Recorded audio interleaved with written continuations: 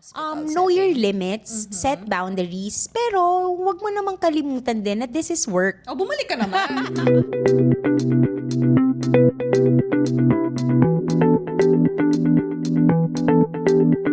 Hi, welcome to episode 4 of Pedi Chats with Erica. and Kat, your pediatricians with a purpose. So now we're on episode 4 and let's talk about the hidden curriculum. Lessons that they never taught you in med school. So I think that's a good topic, no? Kasi with med school, sobrang you're focused on like disease processes, how to treat people, epidemiology. You kind of forget na science is, I mean, medicine is also an art. Kasi puro the science lang muna yung inaaral mo, right? That's very nice. Hindi Oo. ba? Diba they have that in our med med Yeah, building? yung Says- ars longa, vita brevis, parang ganon. Like, But ano yun? Hours. parang the life is short, the science is long, something like that. yes, Ano lang po, wag na po kaming ikahiya. Yes, please do not quote us in this.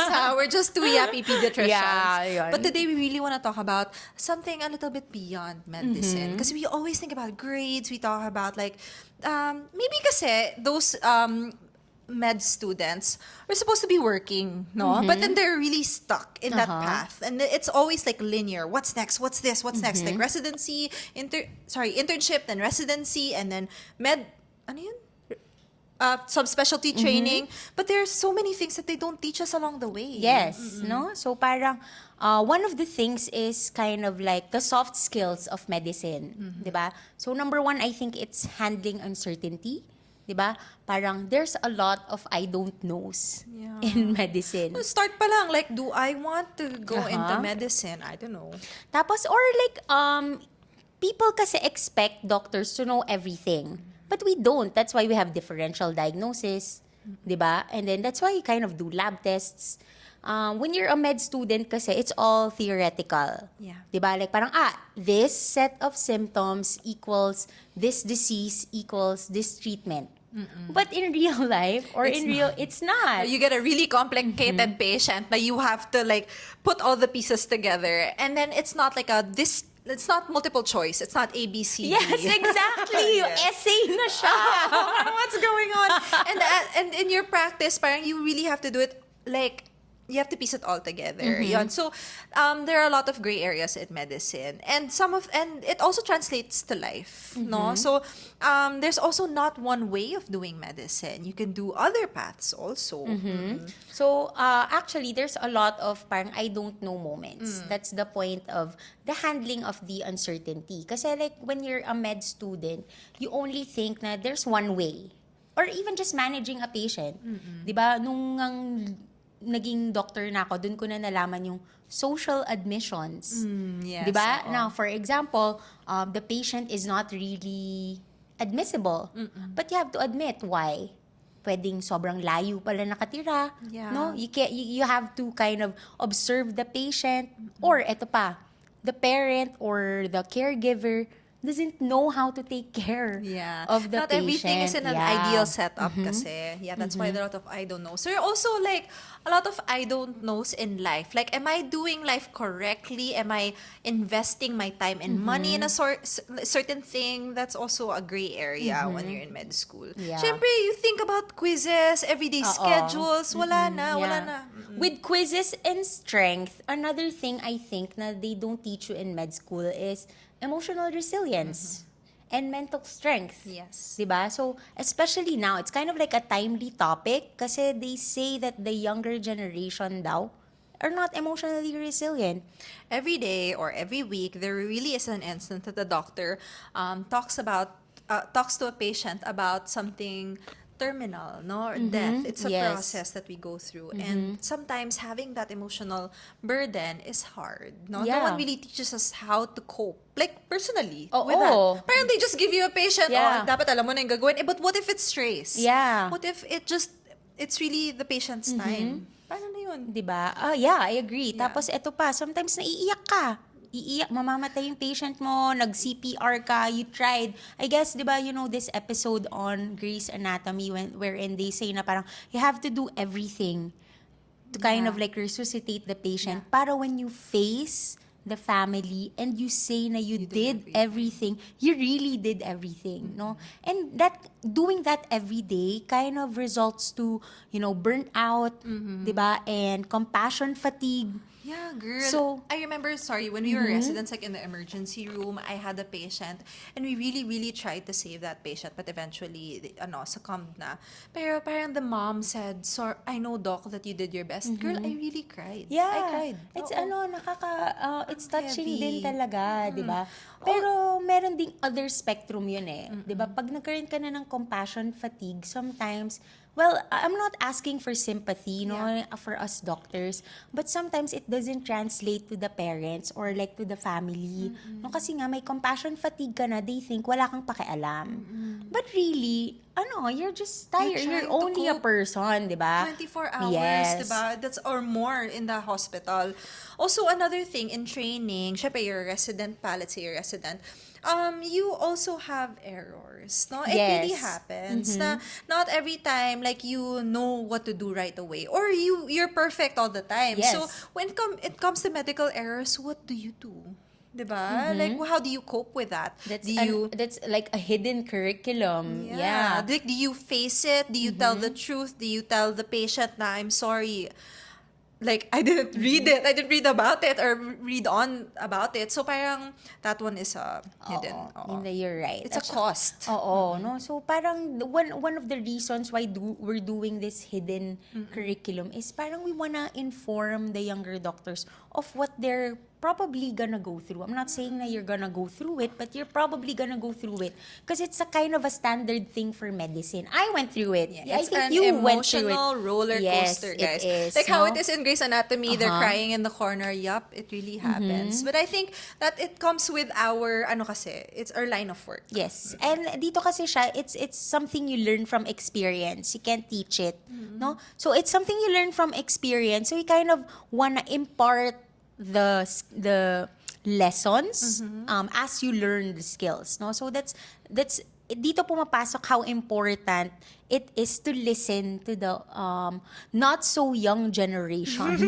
Not so young generations kasi yung experiences nila are very valuable. You'll get a lot of information and a lot of input na you can use, no, in your own practice. What also they don't really teach you in med school is that when you become a doctor, you're also a teacher. Not just to your patients, but to the younger ones, no? You pass on really good information and knowledge, emotional knowledge, scientific knowledge, how to manage patients. That's why then they don't teach you to develop good study habits so you can also teach. Yeah. Diba? So yun din, hidden curriculum din yun, no? Yung being able to teach. Yeah. Diba? Be diligent. Yes, oo. So with teaching comes communication also. So another hidden curriculum is how to communicate. So I have some experience on this. No, like when I talk to my friends, sometimes I would say hematoma, but they would not know hematoma, Yeah, di ba? kwento Like lang. so, My the best medical friend- jargon, di ba? So My best friend Andros like that. Actually, she told me about it. She was like she faced me. She was like, Erica, we don't understand Yeah. you.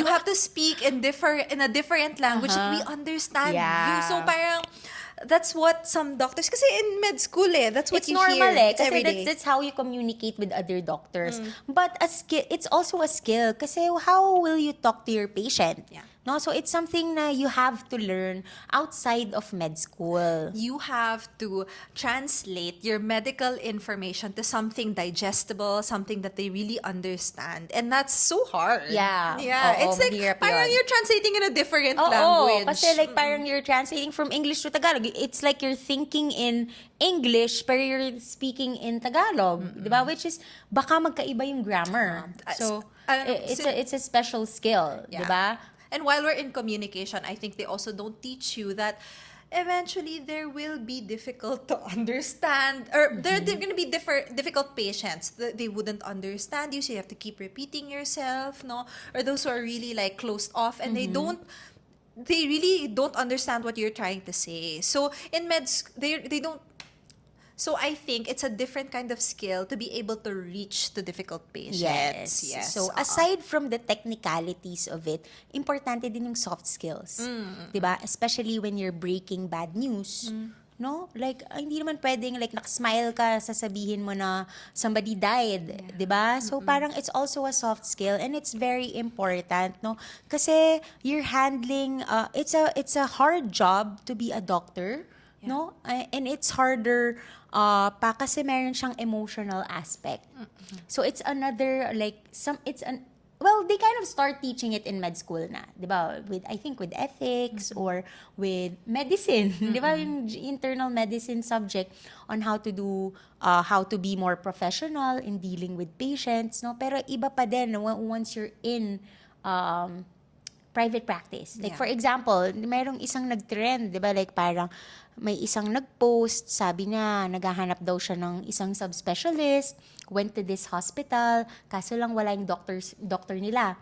But kailangan daw mag-clear nung mom niya for an OR, for a surgery. So, they went to a different doctor, and then, like, parang pagkausap daw sila, ang sabi daw, well, this is how I read it, ba't kayo dito pumunta? You know? Like, hindi naman ako yung nag-request neto, bakit dito kayo magpapabasa? And then ako yung But it's di ba? So medyo mahirap yon, no? Although that's very individual kasi. Yes, it is individual. Kaya nga it's important to kind of like learn it before you get into it. Kasi like, mahirap talagang maging doctor eh. It's like some sort of social skills or delicadeza involved. Also, sometimes most of the time, the patients don't understand fully what one doctor tries to tell them. And of course, they would want to seek second opinion, di ba? Yeah. And in your clinic, parang syempre, hindi mo naman sisiraan kasi what the other doctor, kasi what if na-misunderstand lang? So you really have to to really form your words properly yon. So I think that's one skill that you should have. Yeah, it's a very important skill, I think. No, it doesn't matter how many awards you got during med school. If you can't deal with people properly, nobody's gonna go to you for consults. Yeah. Diba? Unless, syempre, like, super duper subspecialized House ka na. You know, with house kasi, yeah, exactly. Another perfect example is house, di ba? I look up to him. But I don't people like only the way... go to him when they have no choice. Yeah. Yun. Pero like, hindi naman every day na ganon he's kind of bored most of the time. No? Yeah, we're just humans lang naman. Everyone is like going through something. So, like doctors also. Pero syempre, it's not just a one-way street na parang the patient should understand their doctors. The doctors should always adjust pa din to their patients. Kasi they're asking for your help. Yeah. Well, that's how I think of it always. No? I practiced in CDO for 2 years and communication was so difficult. Oh, Just saying, yeah. kasi it's a different language and you don't want to say the wrong thing. But you know what I realized? Patients really naman talaga try to understand and listen. Yes. So it's a two-way. It's receptive language. Yun. So, yeah. Aside from social skills for patients, another important skill, I think, is how you deal with your colleagues. Di ba? Kasi hospital dynamics, how you treat your non-doctor colleagues. Di ba? Your nurses, di the ba? hospital staff. Sometimes there's some sort of hierarchy. I mean, they don't really say it, but of course there's like, doctors and then nurses and then med techs. Yes, the doctor, they call the shots, but don't forget work. You guys are all Yes, it's a team. equal. It's a team. It's a team. Yes, exactly. Teamwork makes the dream work. Yeah. No? So, communication within team members. Kailangan may skill ka talaga doon. They don't really teach that in med school, di ba? You only learn it once you get to work. As a moonlighter, as a resident, as a consultant, no? I dun ko na realize how important it is to kind of like merong ibang times na hindi ka they'll be nice to you if you're nice to them. They'll help you more if you're nice to them. So, there was a time also na masungit din ako no? Pero like, it stems from a place na I'm giving it my all. So like my expectations for other people is that they give the same amount of passion I give out, which was kind of wrong in my opinion, no, in my experience. Kasi sometimes, for example, I go to work 80%, sometimes I'm 30%. So if I can do that, they're probably the same. In No? medicine, it's like a high stress, a high demand kind of job. And then when you can't give your 100%, there will be conflict involved. And even navigating the conflict between you and other team members is difficult. Yeah. So I think having that skill to be able to you navigate through it. Yeah. Yeah, or parang be able to find solutions without hurting other people's Yes. feelings within the workforce. It's a Oo. great skill. Or you know what I say always is to not take things personally. Yeah. Di ba? Naiyak na ako. Hindi, no, ganon.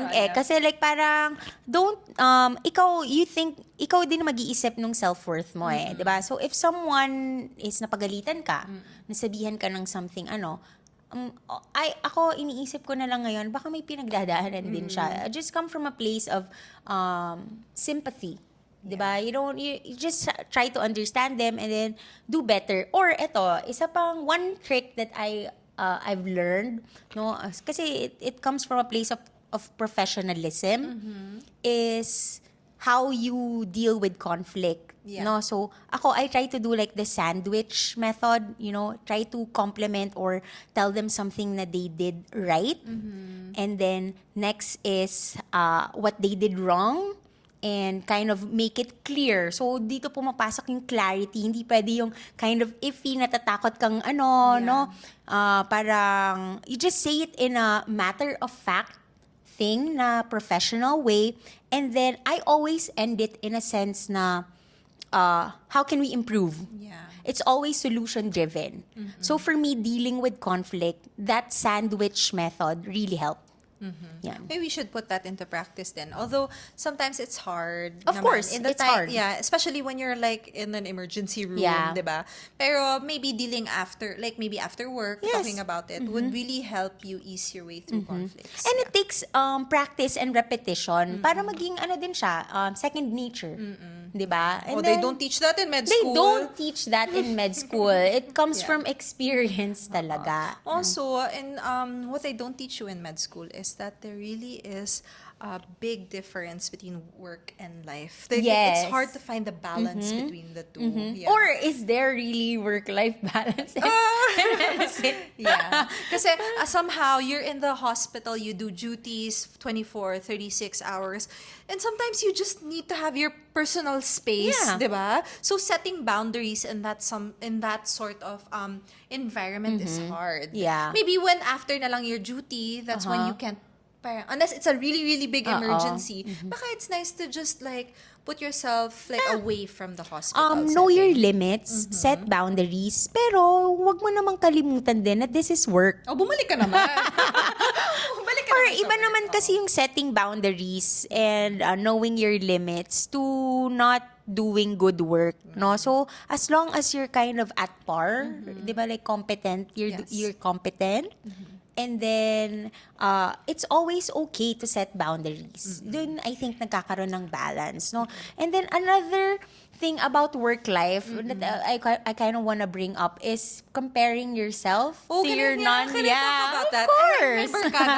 In my Barkada Kat, I'm the only one who's in medicine. Okay. And somehow, kasi you think your life is great. Yeah. Kasi syempre you're in your bubble, in the Yeah. medicine bubble. But then when you see your friends, they're like talking about traveling, seeing new things. And sometimes they talk in a different language that's different from ours, no? And you're like, geez, I want that life. I don't wanna go on duty anymore. So comparing yourself to other people is hard, and it's natural, and it will happen. Yes. But sabi nga, comparison is the thief of joy. Yes. That's one of the, parang medyo yan eh. Grass is greener. It's a steep slope na if you start comparing yourself with your non-med friends, you might not enjoy medicine anymore. Diba? Which is kind of okay also. Just find a way to kind of like enjoy your life. Yeah. No, pero, you can have it both ways, no?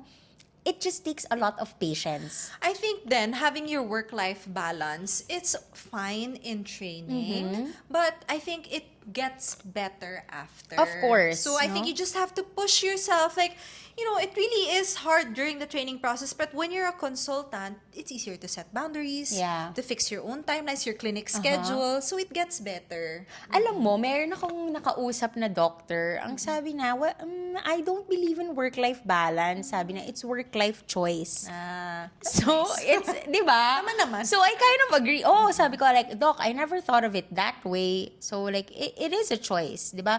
Ganito, like, for example, ang dami mong pasyente, wala kang time on for yourself. May pera ka naman. Oh, choice mo Diba? naman yun, girl. Ba't nandun Pwede ka ka pa? namang like maging not work so much. Wala ka lang masyadong pera. Or you can choose a subspecialty that is more inclined to your lifestyle also. Or eto din, if you like being a doctor, just do being a doctor on the side. Pwede din. Find other income streams. Put up a business or there's work-life choice. Yes. Di Or ba? if you want to be a mom, that's okay Yeah, also. oo. Yeah, you can do clinics on the side. So there's so many things Yes. outside your bubble. Pero you learn about it kasi after training. No, I wish some people told me about it sooner. Yeah. No, yung flexibility of clinical paths or non-clinical paths. 'Di ba? So, ako na lang, ito, like for example, my experience, I learned about the non-clinical path after na ng board certification. 'Di ba? People ask me how I got into like medical affairs, no? I always say I googled other jobs for doctors. That's literally how I got a corporate job, no? So parang for me, it's a thing I did not learn during med school. Pero there was just one parang career talk in PGH. Parang I read about it it's in an article. So it's good na these doctors who are outside of clinical practice na are kind of teaching then the younger doctors na, oh, maybe if this path is not for you, you are not parang stuck. Yeah. No? So parang it kind of inspired them. For example, you like research. Now, research has robust opportunities. 'Di ba? Or ano ba, like for me, pharmaceutical industries.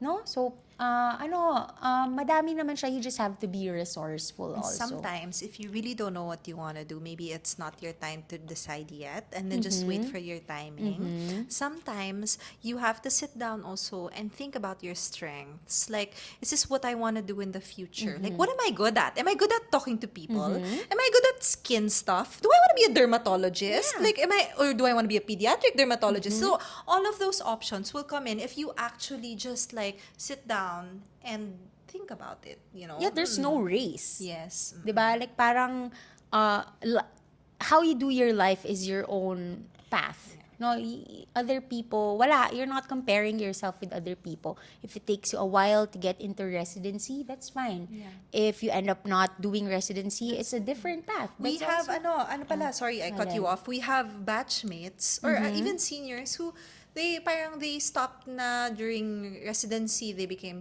general pediatricians, but girl, they have their own hospital. Yeah, So they're managing exactly, it. So exactly. Yeah, it's a win-win. Yes. Wherever you choose to have your lifestyle.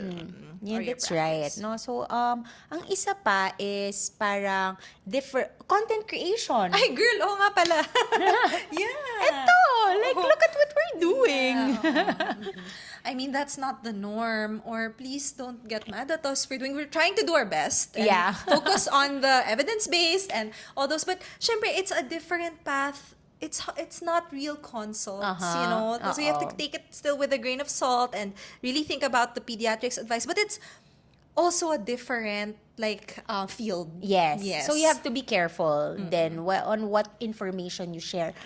Ito din, 'di ba? Another hidden curriculum hidden part of the curriculum is managing legal issues and like malpractice suits, no? So parang for that you have your Medical legal. yes, no, so you have to be careful. So what I want to drive is documentation. How important documentation is. Yes. No?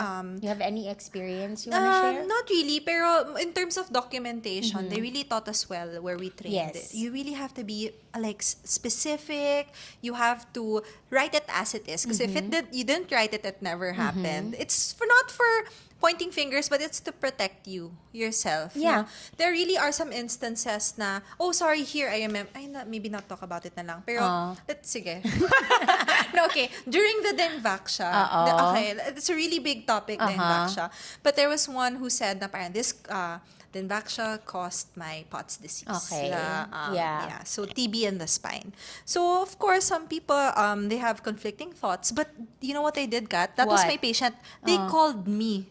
They called me dun sa medical office. Tas they checked my charting. Yeah. O, diba? It's Diba? very important. Yeah, Kasi so I pag protected myself. Yes, Oo. exactly. And they taught me that first year, buti na lang, thank you. But those who haven't developed that skill yet, I think that's one thing that you should work on din. Not just the documenting part, no? It's also about integrity.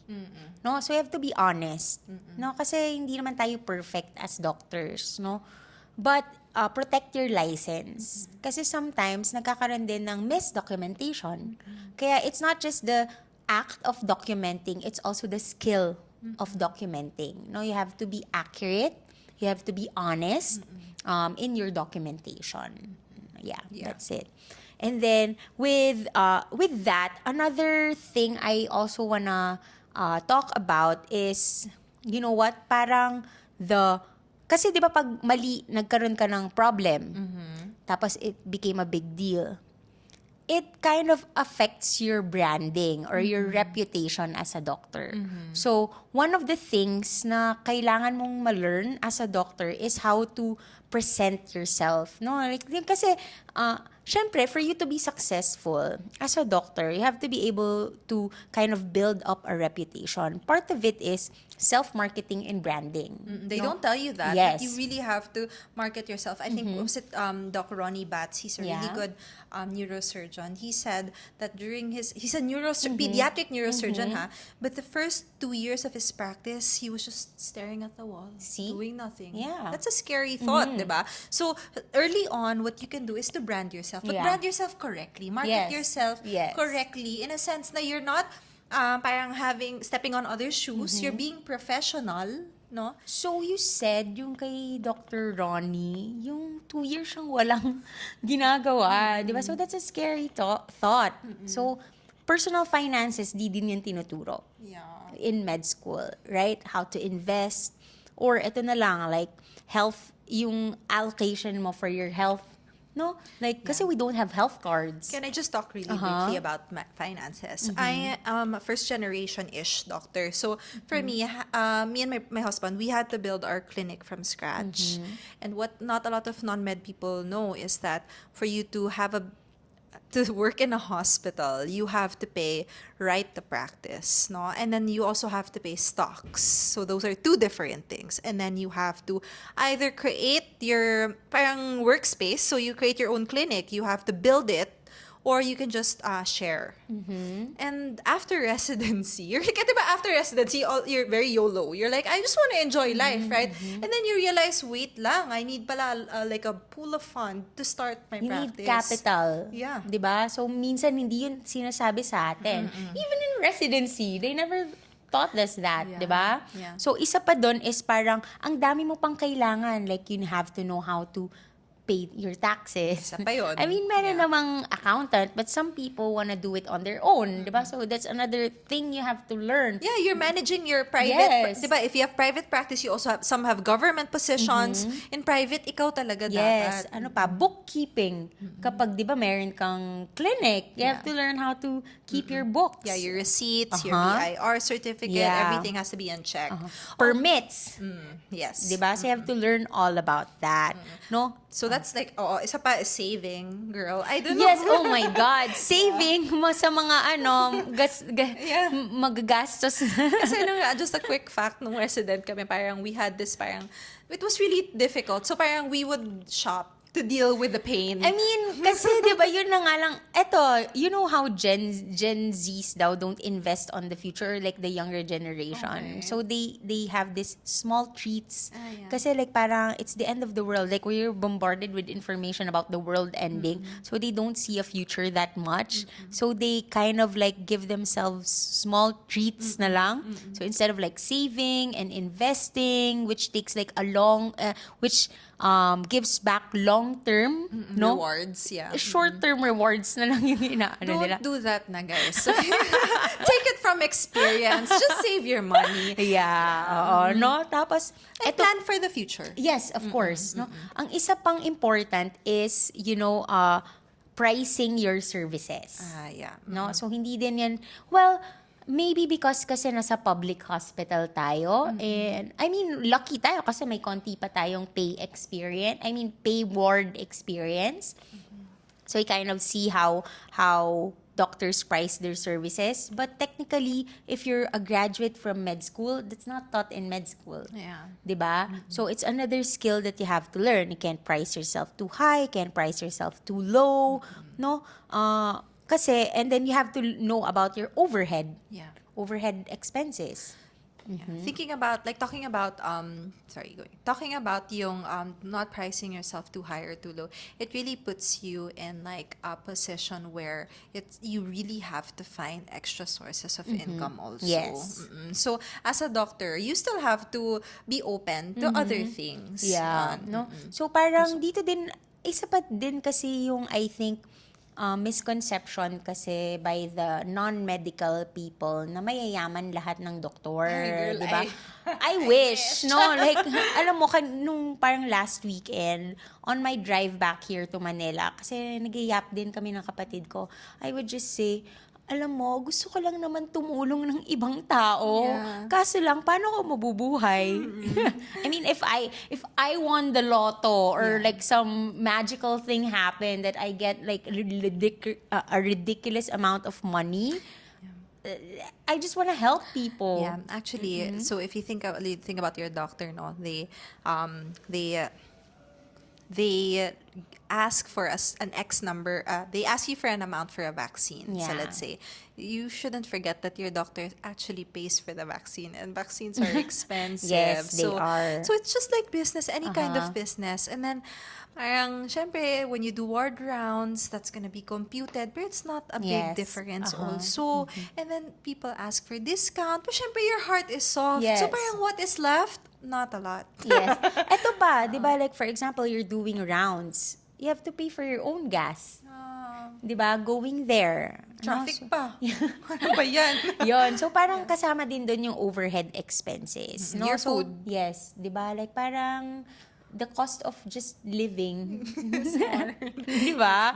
Yes. So, actually, our key message for this episode is parang so many things, di ba, are not taught in med school. Yes, dealing with emotions, dealing with conflict, finances. There are a lot of hidden things that I wish I knew. I do Yeah. too, no? Tapos parang another thing is, being good in med school does not mean you'll be good in real life or clinical practice. I mean, there are a lot of people Yes. who have really succeeded. Oo. Pero what I meant was, you have to learn a lot of soft skills. Yes, and a lot of grit as well. Yes. To be You have to able- be good baseline as a doctor, no? Pero there are like a lot of things not taught in med school talaga, no, for you to be successful. Another last pointer is, I think there's really no one way to do medicine or even your whole life. Yes. Like, there's no one way. You can do whatever you want. You can have your own practice, your own path, and that's okay. Or your measures of success are different. Diba? For example, her measures of My success success are is different. I have great kids. Yeah. I have like a well-provided home, and that's okay for me. Yeah. So parang her version of a full life is different from my version of a full life, and that's okay. No? As long as you're a good contribution to the society, Yeah. you don't harm other people, no, like okay lang 'yon. So pero you have to figure it out. No? Especially for example, mothers, sometimes they don't think they're doing a great job, no? So lalo na kapag doktor ka din, it's so hard. And actually, I kind of want to talk about that Girl, I'm next. so ready. I'm so ready for talking about motherhood and all that comes with it. So please stay tuned for that. Okay, stay with us, and then hopefully we are able to deliver what Yeah. we hear. Yeah. So your comments and your feedbacks, they're very, very important to us. So make sure to comment, message us, call us, no, just message us or write something in the comment section. Okay, we're here to help. And make sure to follow, of course, Yes. at Pedia Chats on TikTok, Spotify, Instagram, and YouTube. We're now on YouTube. Yay! Okay, thank you guys. See you again. Bye. Bye.